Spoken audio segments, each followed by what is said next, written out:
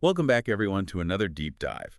Today, we're going to be looking into, well, a really fascinating but kind of dark chapter of American history, something called the Lavender Scare. Yeah, the Lavender Scare. You know, a lot of people think of the Red Scare and that whole era of like communist anxieties, hmm which is definitely related, but the Lavender Scare was specifically targeting gay and lesbian Americans. Okay, so let me get this straight. We're talking about like the 1950s, Cold War paranoia about Sure. communists. hmm But how did they even connect that with gay and lesbian people? Well, it's a pretty disturbing connection, actually. You see Senator Joseph McCarthy, who was like the poster child for that whole Yeah. anti-communist crusade. He started claiming that homosexuals were more susceptible to blackmail by communist So agents. basically, they were saying that gay and lesbian people couldn't be trusted hmm because it could be forced to spill government secrets. Yeah, essentially. And it's wild because there was no real evidence to support this. It was just pure prejudice. Wow. And so this idea, Yeah. this baseless fear just Right. like took hold and became official policy. It did, and it led to like this massive witch hunt. They even set up a Senate investigation to examine McCarthy's claims. It was called the Hoey Committee. Okay, the Hoey Committee. I think I've heard of that, but can you remind me what exactly they did? So Senate investigations, they have a lot of power, right? They can hmm subpoena witnesses, gather evidence, issue reports that can like really shape public opinion. Right. And in this case, the Hoey Committee basically just amplified McCarthy's fear-mongering. They published this report that solidified the association between homosexuality and communism.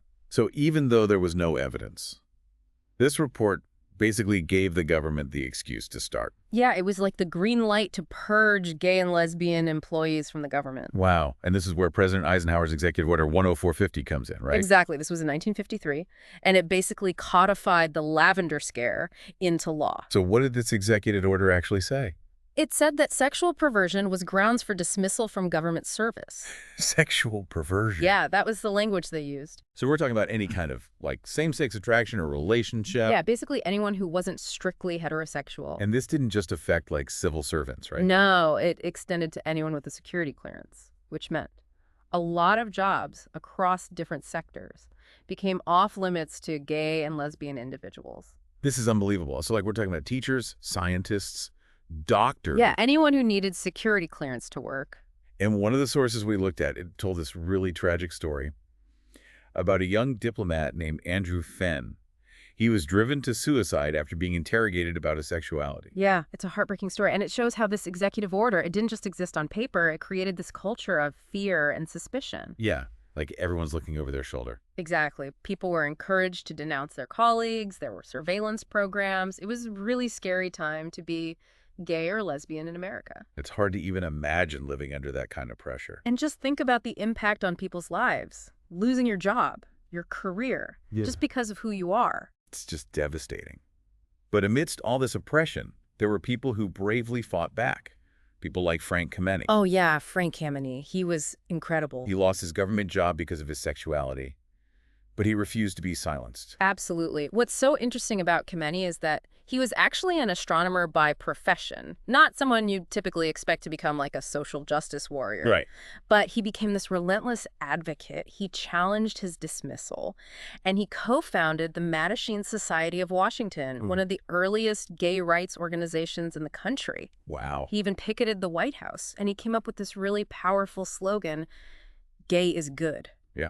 That's such a simple but profound statement. Right. It completely flipped the script. Instead of seeing homosexuality as something shameful or negative, he reframed it as something positive. And that slogan became a rallying cry for the entire LGBTQ rights movement. It did. And Kameni's efforts, along with countless others, they slowly started to chip away at the Lavender Scare. And then there was this landmark legal case, Norton versus Macy in 1969. Yeah, Norton versus Macy was huge. Can you tell us a little bit about that? Sure. Basically, the court ruled that the government couldn't just fire someone for being gay or lesbian. They said it was unjustified.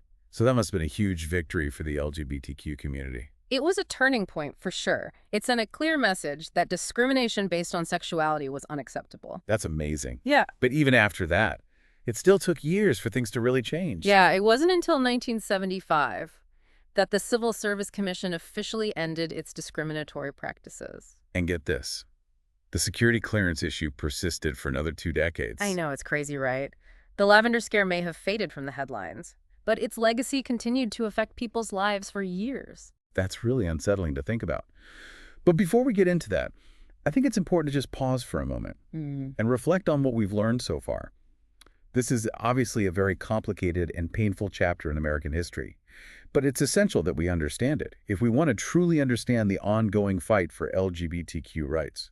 Absolutely. You know what's really wild is that the Lavender Scare didn't just stay within the government, it actually spread out and influenced the whole culture and societal attitudes toward gay and lesbian people. Yeah, now that you mention it, I do remember reading that homosexuality was actually considered a mental illness back then. Oh yeah, absolutely. It was literally listed in the Diagnostic and Statistical Manual of Mental Disorders, like the official guidebook for mental health So professionals. basically they're saying being gay or lesbian is a sickness, That's exactly what they were saying. which of course just reinforce all the prejudice and Oh, discrimination. absolutely. It was like a self-fulfilling prophecy. They used this so-called scientific evidence to deny LGBTQ people jobs, housing, basic human rights.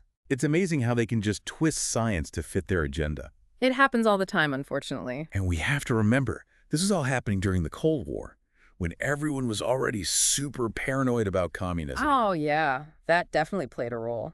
People were constantly on edge, worried about spies and infiltrators. So it was easy to scapegoat gay and lesbian individuals and paint them as a threat to national security. So they're basically saying, if you're gay, you're more likely to be a communist spy. Pretty much. It was a classic case of fear-mongering. Find a group that's already marginalized, amplify anxieties about them, and then exploit those fears for political gain. Exactly. It's a tactic as old as time. And unfortunately, it's still being used today. Oh, yeah, for sure. We see it all the time with immigrants, Muslims, refugees. It's like they're always looking for a new boogeyman. Exactly. And the Lavender Scare is a perfect example of how dangerous it can be when we let prejudice and fear dictate our policies.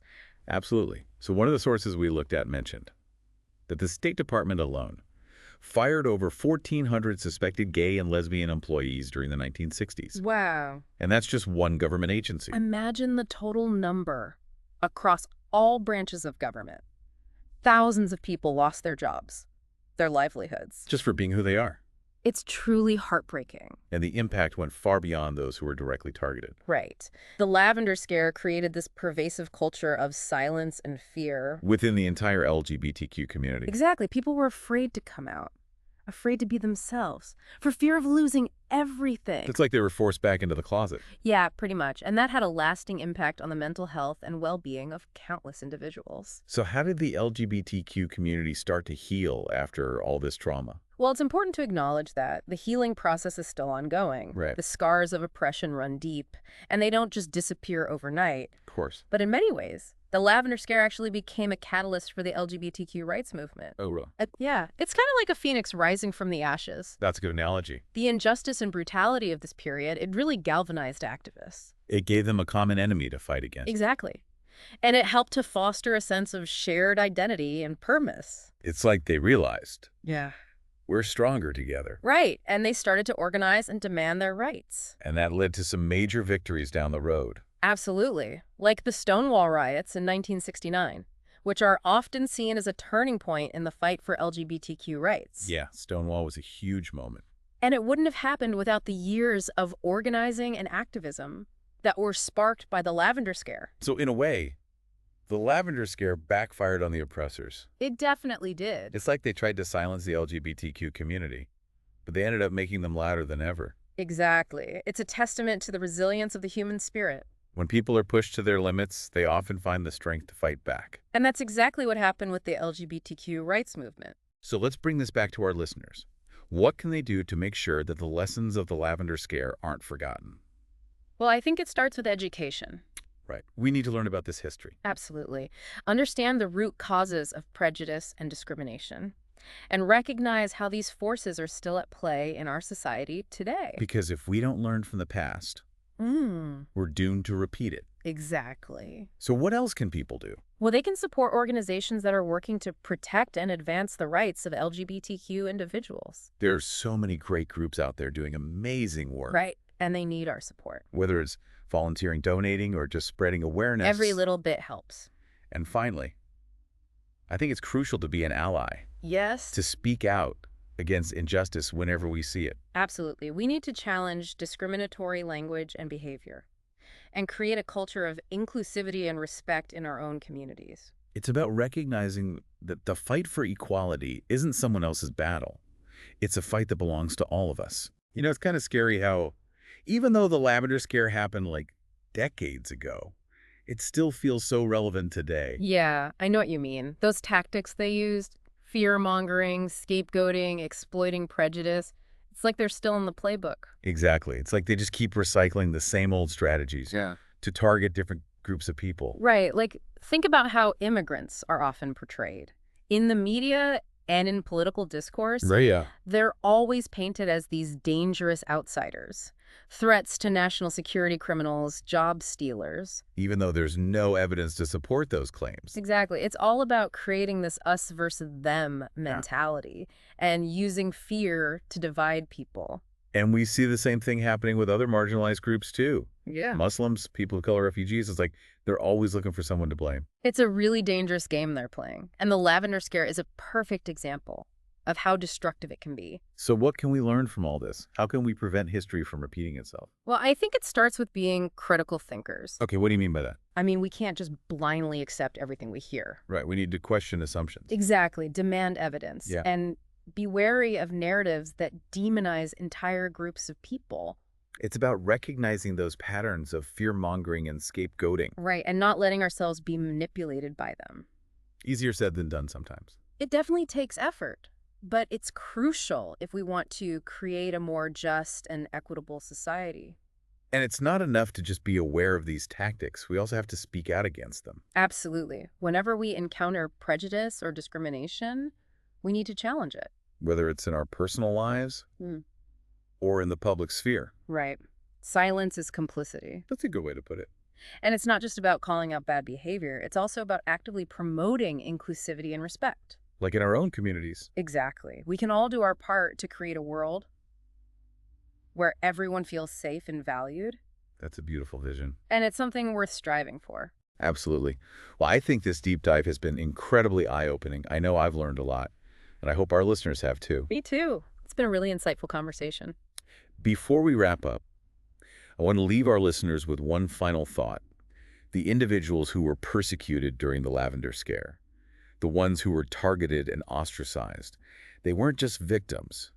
They were pioneers. That's a great way to put it. They paved the way for the progress we see today. And their courage in the face of such adversity is truly inspiring. They remind us that even in the darkest of times, hope and resilience can prevail. And that the fight for equality is always worth fighting. On that note, I want to thank you for joining us on this deep dive into the Lavender Scare. And I encourage everyone listening to keep questioning, keep learning, and keep fighting for a better world. Well said. Thanks for being here. It was my pleasure.